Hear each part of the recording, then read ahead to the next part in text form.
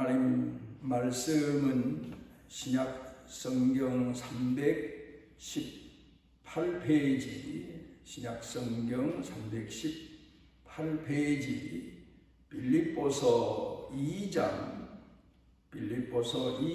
12절부터 18절까지 봉독합니다. 그러므로 나의 사랑하는 자들아, 너희가 나 있을 때뿐 아니라 더욱 지금 나 없을 때에도 항상 복종하여 두렵고 떨림으로 너희 구원을 이루라. 너희 안에서 행하시는 이는 하나님이시니 자기의 기쁘신 뜻을 위하여 너희에게 소원을 두고 행하게 하시나니 모든 일을 원망과 시비가 없이 하라. 이는 너희가 흠이 없고 순전하여 어그러지고 거스리는 세대 가운데에서 하나님의 흠 없는 자녀로 세상에서 그들 가운데 빛들로 나타내며 생명의 말씀을 밝혀 나의 다름질이 헛되지 아니하고 수고도 헛되지 아니하므로 그리스도의 날에 내가 자랑할 것이 있게 하려 함이라.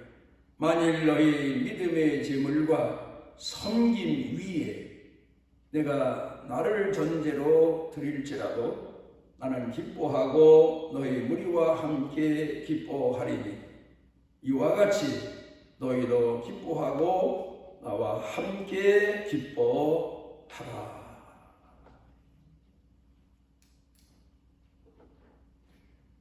외국 사람들이 한국에 와서 여러 가지 문화적 충격도 겪지만 한국 사람들이 쓰는 언어와 행동에 대해서 도무지 이해가 안 가는 것이 많다고 합니다.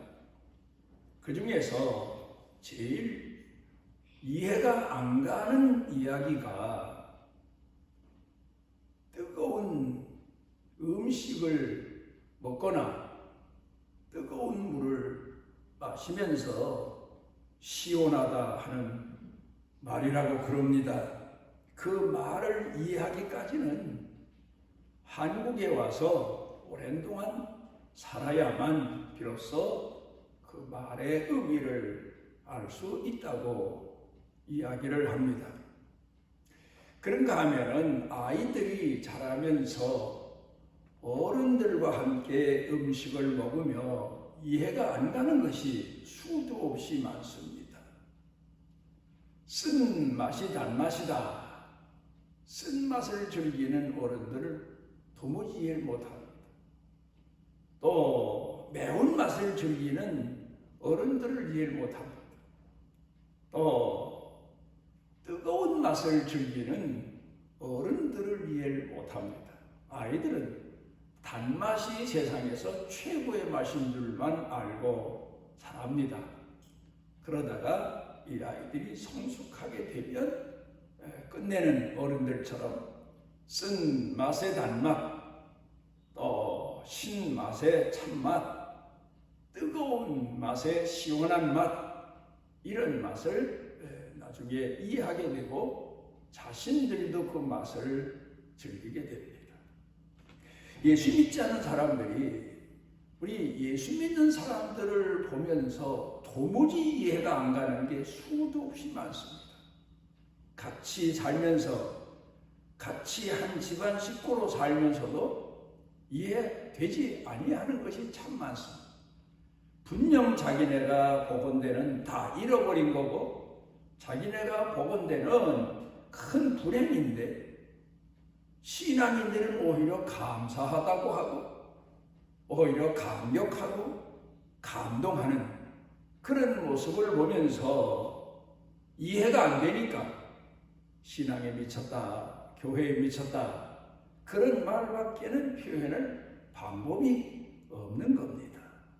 오늘은 성경 본문 말씀을 통해서 우리 그리스도인들이 가지고 있는 깊은 기쁨의 맛, 좀 더 한마디로 말하면 신령한 기쁨의 의미, 이런 내용들을 돌이켜 생각해 보려고 합니다. 헬라의 한 왕이 길을 가다가 연세가 많은 노인을 만났습니다. 그 노인에게 질문을 던집니다. 올해 연세가 몇이나 되십니까? 그랬더니 노인이 왕을 보고 하는 얘기가 4살입니다. 왕이 도대체 이해가 안 가는 겁니다. 그래서 그 노인에게 내가 볼 때에는 80은 되신 것 같은데 4살이라고 말씀을 하셨습니다 하니까 네, 맞습니다. 제가 세상 나이로는 80이 맞습니다. 그런데 제가 지금까지 살아오면서 나를 위해 살았습니다. 세상 사람들과 경쟁해서 성공하기 위해 살았습니다. 뭔가 이루기 위해 살았습니다. 내 중심으로 살았습니다. 그러다가 4년 전에 나이 76살이 돼서야 남을 위해 사는 것이 나를 위해 사는 것보다 얼마나 큰 의미가 있나를 깨달았습니다. 그리고 산 지가 4년밖에 안 되니 제 나이가 4살이라고 말씀드린 겁니다. 그런 이야기가 있습니다. 사람에게 있어서 나를 위해 삽니다. 욕심껏 삽니다. 그 욕심이 이루어지고 성취가 됩니다. 물론 기쁩니다. 즐겁습니다. 희열을 느낍니다. 그런데 그것보다 더 성숙한 기쁨, 더 의미 있는 보람, 그게 뭐냐? 바로 남을 위해서 내가 쓰여졌을 때, 남을 위해서 내가 봉사할 때, 헌신할 때가 오히려 나를 위해 살 때보다 더 행복한 순간이고 더 깊은 기쁨의 의미, 삶의 의미를 느끼는 그런 때가 우리 인간에게는 오게 되는 겁니다. 심리학자 빅터 프랭클이 말하기를 현대인을 진단해 보니까 누제닉 노이로제에 걸렸다. 그렇게 말합니다. 이 말은 무슨 말인가 하면 누스라고 하는 말은 생각, 마음, 정신인데 현대인은 다 이 마음의 병이 들고 정신의 병이 들고 그리고 심지어 그러다 보니까 생각에도 병이 들었다.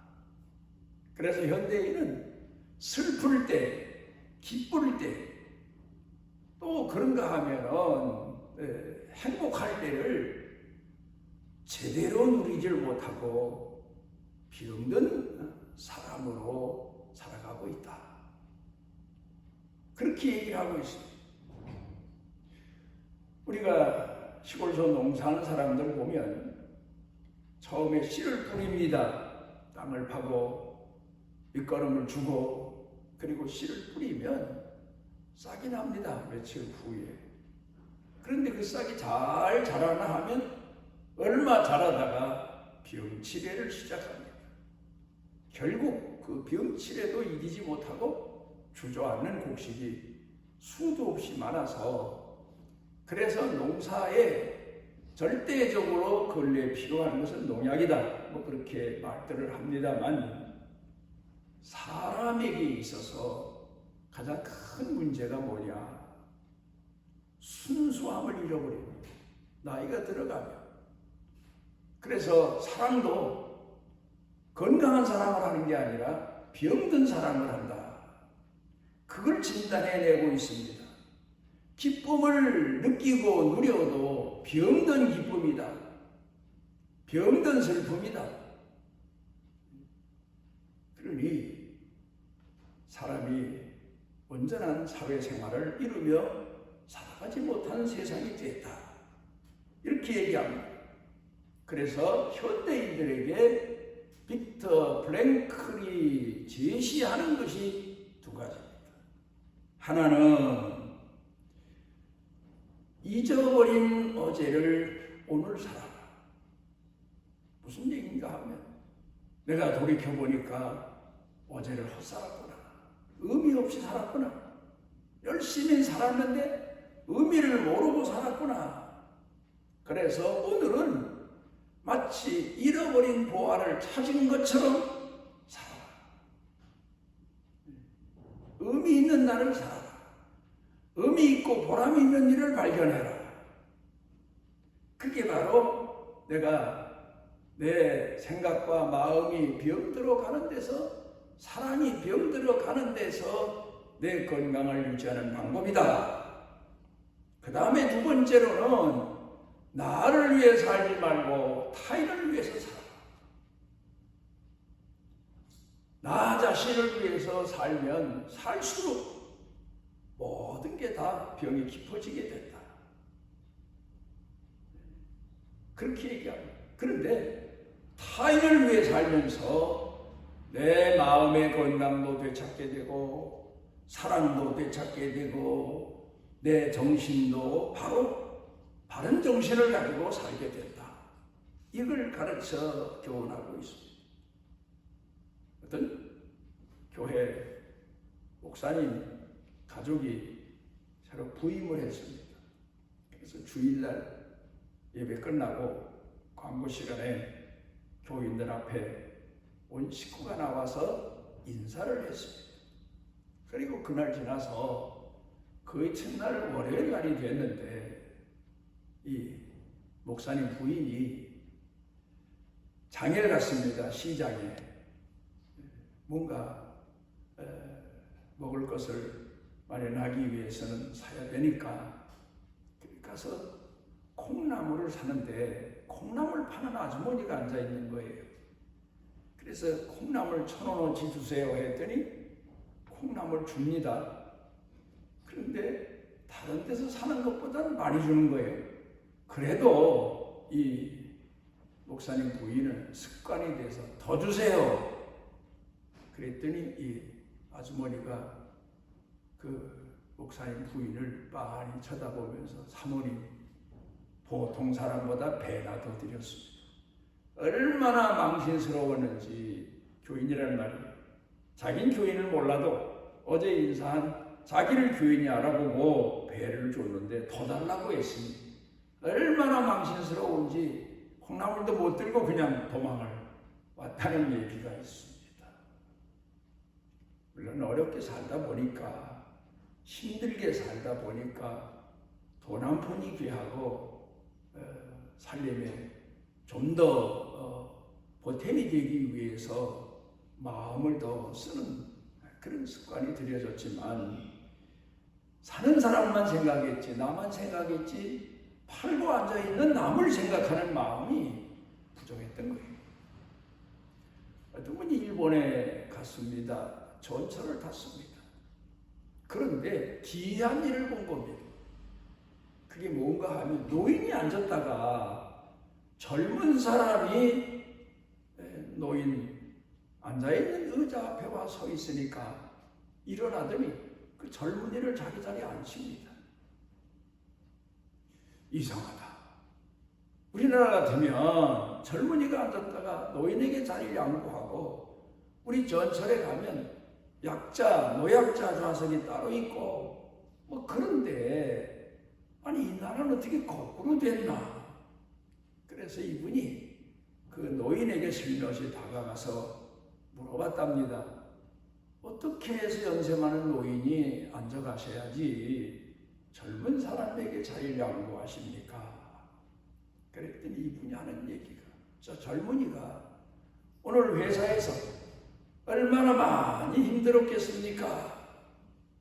가족을 먹여 살리기 위해서 직장 생활하는데 또 거기 가서 위아래 사람들에게 얼마나 많은 시달림을 받았겠습니까?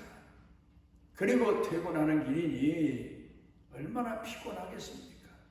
나야 시달림도 없는 나이 든 인생을 사니까 자기를 양보해 줘야지요.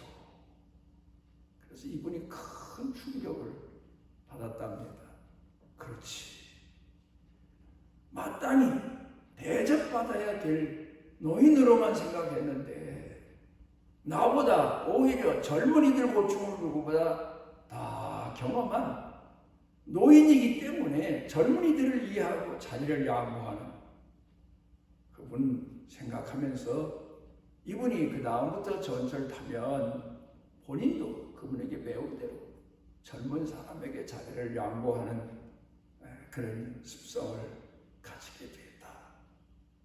나를 생각하면 끝도 없이 보호를 받아야 되고 대접을 받아야 되고 양보를 받아야 되고 이해를 받아야 되지만 남을 생각해 보면 그의 아픔이 더 크고 고달픔이 더 크고 그가 겪는 오늘의 고통이 더 크다는 사실을 발견하고 사는 것, 오히려 그게 나를 위해서 불평하며 사는 것보다 얼마나 더 보람있고 의미 있는 인생을 살겠나 하는 것을 돌이켜 생각해 봐야 됩니다. 오늘 성경 본문 말씀 가운데에서 사도 바울이 우리에게 가르치고자 하는 교훈의 내용이 바로 성숙한 신앙입니다.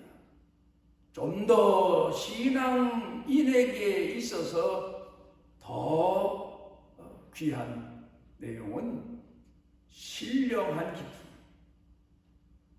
영원한 기쁨, 의미 있는 기쁨입니다. 사람에게는 두 가지 사랑이 있죠. 어찌 보면 세 가지 사랑이겠죠. 받기만 하는 사랑, 유아적 사랑이죠. 어린아이 사랑이죠.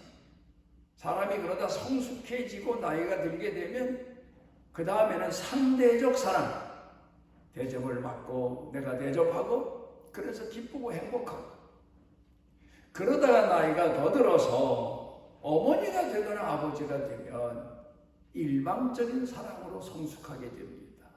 주는 사랑으로 만족하고 희생하는 사랑으로 만족하고 기뻐하고 보람을 느끼고 그게 바로 인간이 자라가는 성숙의 과정입니다. 인간은 몸만 자라서 인간이 아니라 정신이 자라고 의식이 자라고 마음의 분량이 자라는 게 바로 인간이란 말입니다. 그런데 문제는 그렇게 자라가는 사랑이 사회적 사랑으로 자라가야 되고 좀 더 말하자면 승화된 신앙인의 사랑으로 자라가야 되는데 현대인들의 사랑은 병들었다. 심리학자 블랭클이 말하고 있습니다. 나이가 들면서도 이기적이고 사랑만 받기 원하고 그리고 대접한 것보다 대접받기를 더 원하고 이게 바로 인간이다. 그래서 인간이 이럴 때에 돌이켜 생각해 봐야 됩니다. 변화를 가져오기 위해서 내 건강을 되찾기 위해서는 영적인 건강을 되찾고 사랑의 건강을 되찾기 위해서는 되돌아봐야 된다. 깊이 생각해 봐야 된다. 그러면서 제시를 합니다. 그러면서 하는 얘기가 사람이 살아가면서 겪는 고난, 실패, 역경, 그런가 하면 병, 또 그런가 하면 남들로부터 존경받고 대접받기보다 무시받고 멸시받는 일, 그게 내 삶에 있어서 내 인생에 있어서 손해만 나는 거냐? 깊이 생각해 보니까 아니다. 그게 바로 나를 성화시키고 승화시키고 연단시키는 과정이구나. 이걸 생각해 보라는 거예요. 맞아요. 우리가 연단이란 말을 자주 사용하는데 이건 내가 하나님 앞에 받아야 되는 연단 과정이다. 시련 과정이다. 하나님의 사람 되어가는 과정이다. 연단이란 말은 우리가 좀 더 쉽게 이해하기 위해서는 재연이라는 말로 돌아가 봅니다. 금이 있고 은이 있어요. 근데 탄광에서 캐면 불순물이 많아요. 이걸 순수한 금을 만들기 위해서 순수한 은을 만들고 순수한 철을 만들기 위해서 용광로 속에 집어넣고 뜨거운 불로 제품을 재련을 시키는 거죠. 그러다 보면 나중에 순금이 나오고 순은이 나오고 동이 나오고 순철이 나오고. 그런데 왜 우리 기독교인 그리스도인들에게 연단이라는 말을 사용하고 있나? 우리 신앙인들은 연단받을 필요가 있는 거예요. 왜? 우리는 아담 타락 이후로 타락하고 부패한 인성을 가진 존재이기 때문에 연단을 받습니다. 시련을 받습니다. 실패를 합니다. 병듭니다. 이름으로 인하여서 우리가 얻는 게 뭐냐? 금은, 음은, 은은, 동은 연단을 통해서 재련을 통해서 순금이 되고 순은이 되는데 우리 그리스도인들은 연단을 통해서 그럼 뭐가 돼야 되나? 금 같은 신앙, 은 같은 신앙 그렇게 말합니다만 그 참 의미가 뭐냐? 사도 바울이 우리에게 가르치는 교훈입니다. 자기 자신이 하나님을 공경하며 많은 연단을 받게 됐습니다. 배고픔도 겪고 죽을 고비도 겪고 매도 맞고 무시도 당하고 핍박도 당하고. 그런데 그가 고백한 내용이 뭔가 하면 나는 죄인 중에 죄인 예수다. 기가 막힌 얘기입니다. 자기 자신을 바로 알았단 말입니다. 내가 이런 존재라는 사실을 몰랐다는 거예요. 이제 깨달았다는 거예요. 그게 바로 연단받은 신앙인이 고백하는 금 같은 신앙입니다. 왜 금 같은 신앙, 은 같은 신앙이라고 말합니까? 자기 실체가 되기 때문에, 자기 실체를 알았기 때문에, 깨달았기 때문에, 느꼈기 때문에. 그리고 그런데 여기서 그것으로 끝나는 게 아니에요. 흔히 철학자들은 인간이 뭐냐? 흙이니 흙으로 돌아간다. 그걸로 끝납니다. 타락한 존재다. 부패한 존재다. 유한한 존재다. 그것으로 끝납니다. 인간의 실체를 발견하고 낙담합니다. 아무것도 아닌 거예요. 세상을 지배하는 지배자인 줄 알았는데 깨닫고 생각하고 묵상하고 보니까 아무 쓸데없는 흙만도 못한 먼지만도 못한 그런 존재란 말이에요. 그러면 우리 기독교인들은 철학적인 면에서 낙담하고 세상 다 포기하고 그러고 사는 게 아니에요. 거기에 또 한 가지 승화된 신앙이 있습니다. 그런데 문제입니다. 그런데 이런 쓸모없고 부패한 존재인 나를 사랑하십니다. 불러주십니다. 대신 죄값을 치러주십니다. 그러면서 품에 품으십니다. 그리고 나를 들어쓰십니다. 이 감격이 얼마나 큰지 모릅니다. 그래서 사도 바울이 오늘 성경 본문에서 고백한 내용이 너희의 헌신과 너희 노고와 너희 수고 위에 나를 이스라엘 사람들이 제물로 드리는 전제로 드릴지라도 나는 기쁘다. 너희를 위해서 내가 뭔가 희생할 수 있고 헌신할 수 있다면 그게 얼마나 기쁜 일인지 모른다. 그 고백하고 있습니다. 신령한 기쁨입니다. 우리 예수를 믿는 사람들이 여기 오늘 성경 본문에서 배우는 교훈이 뭡니까? 사람에게는 세 가지 기쁨이 있습니다. 생리학적 기쁨, 먹어서 마셔서 잠자서 느끼는 기쁨, 철학적인 기쁨입니다. 인간이 뭐냐? 뭔가 남들이 모르는 걸 깨닫고 그동안 궁금해했던 걸 깨닫습니다. 실체를 아는 기쁨. 그런데 우리 그리스도인들이 가지는 기쁨은 신령한 기쁨입니다.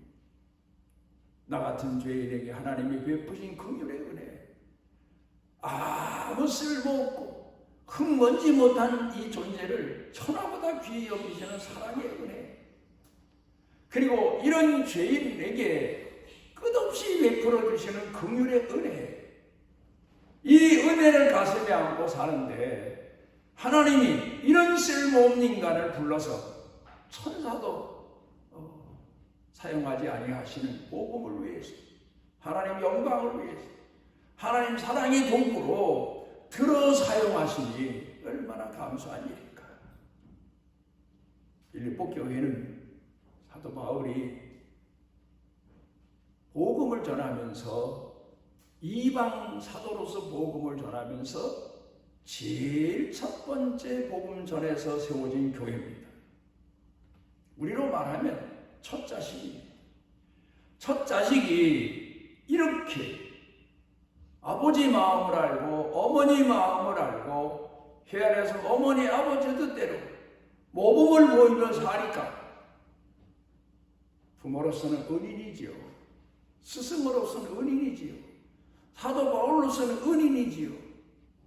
그 후에 복음전에서 세워진 다른 교회들에게 빌립보 교회가 본이 되고 빛이 되니 얼마나 감사합니까? 그리고 빌립보 교회는 이 신령한 기쁨을 아는 교회로 성장한 거예요. 그러니까 사도 바울이 너희를 위해서는 나를 제물로, 이스라엘 백성들이 하나님 앞에 양을 잡아 제물로 하나님 앞에 제사 드리는 것처럼 내가 제물 돼도 나는 오히려 기뻐하고 보람이고, 너희 같은 사람들을 위해서 내가 쓰여질 수 있다니 감사하다. 그걸 이야기하고 있습니다. 신앙인의 참 기쁨이 뭡니까? 신령한 기쁨이 뭡니까? 나같이 무능하고 패역한 죄인 중에 죄인 예수를 부르셔서 충성되게 여기셔서 나를 들어 사용하시는 그 하나님을 위해서 내가 쓰여질 수 있다는 것.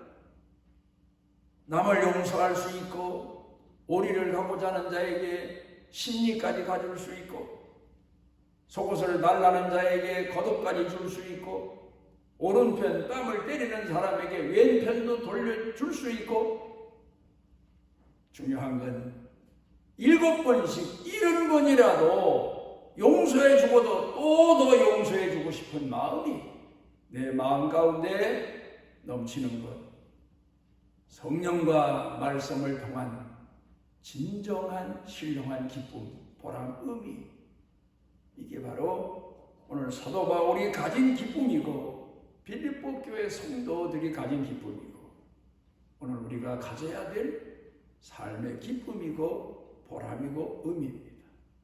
기도하시오. 오늘 우리를 주의 전에 부르시고 우리 마음을 쏟아서 하나님을 사모하고 갈망하며 예배 드리며 우리 자신을 드리게 해 주셨사오니 우리도 사도 바울처럼 빌립보 교회 성도들처럼 무엇보다 우리 주님처럼 우리 자신을 하나님 앞에 제물로 드리고 이웃에게 제물로 드리고 또 주의 몸된 교회 제물로 드려도 감사하고 기뻐할 수 있는 성숙한 신령한 믿음의 은총을 더하여 주옵소서. 예수님 이름으로 기도드리옵나이다. 하나님 여호와께서 그 날개 아래 보호를 받으러 온 내게 온전한 상 주시기를 원하노라.